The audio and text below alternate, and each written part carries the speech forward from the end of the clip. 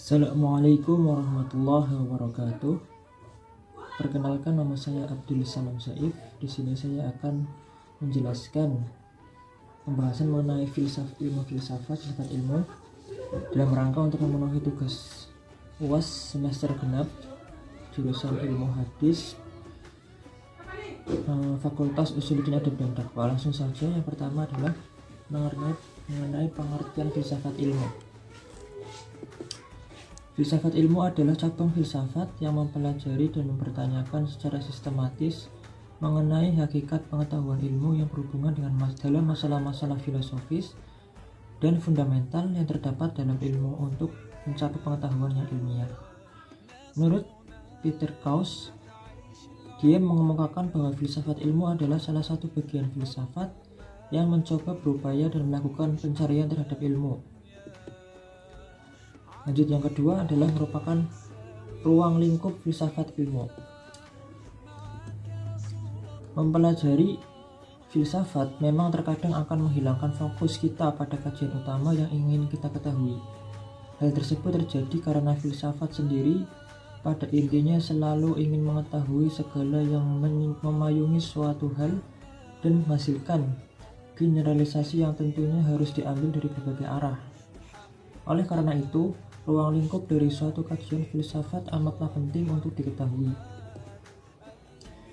Dalam kaitannya dengan filsafat ilmu merupakan bagian dari epistemologi atau filsafat pengetahuan yang secara spesifik mengkaji hakikat ilmu dengan ruang lingkup sebagai berikut. Yang pertama adalah objek apa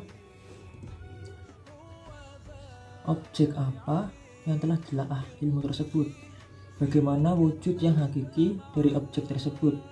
Bagaimana hubungan antara objek tadi dengan daya tangkap manusia yang membuahkan pengetahuan atau yang disebut dengan landasan ontologis.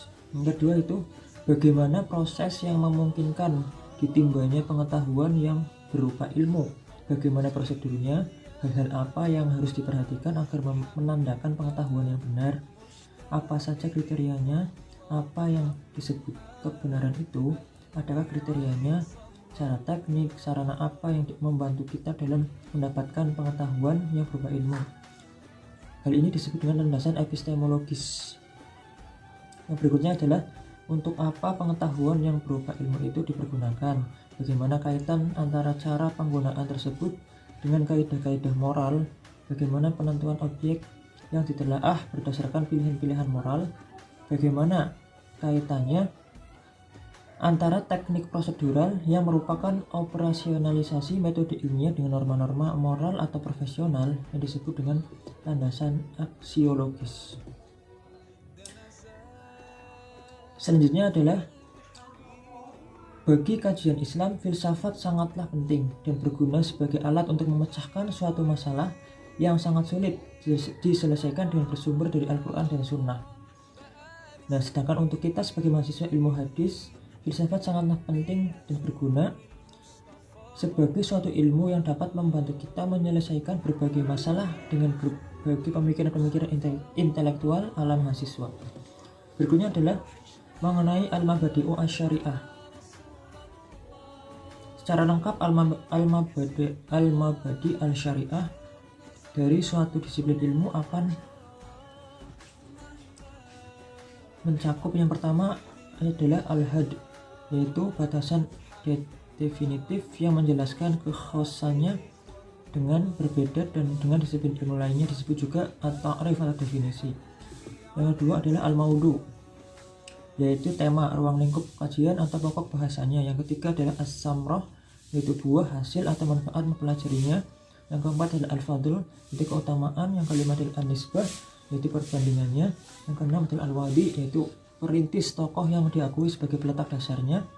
Yang keenam adalah al-wadi. Yang ketujuh adalah al-ism. 8 al-istimdad, al-hukm asy-syar'i. Yang ke-10 adalah al-masail, itu pokok-pokok masalah yang diperbincangkan dalamnya. Yang terakhir adalah dalam sebuah hadis dijelaskan bahwa perang adalah siasat, taktik atau tipu daya sebagai berikut. Hadatsana Abu Bakrin bin Asram, akhbarana Abdullah, akhbarana Ma'murun an Hammam bin Mu'abbihi an Abi Hurairah radhiyallahu anhu qala sama Nabi sallallahu alaihi wasallam al-hasba khad'ah. Artinya Abu Bakar bin Asram telah bercerita kepada kami, Abdullah telah memberi kabar kepada kami, Ma'mar telah mengabarkan kepada kami dari Hammam bin Munabbih dari Abu Hurairah radhiyallahu anhu.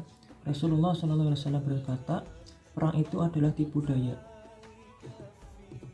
Dan terakhir adalah Quran surat Al-Baqarah ayat 256, la ikrah biddin qad tabayyana rusydu minal ghayyi faman yakfur bit-taghut wa yu'min billahi faqad istamsaka bil urwatil wuthqa aw fisama laha wallahu samii'un alim, yang artinya sesungguhnya Allah hanya melarang kamu menjadikan mereka sebagai kawanmu, orang-orang yang memerangi kamu dalam urusan agama dan mengusir kamu dari kampung halaman.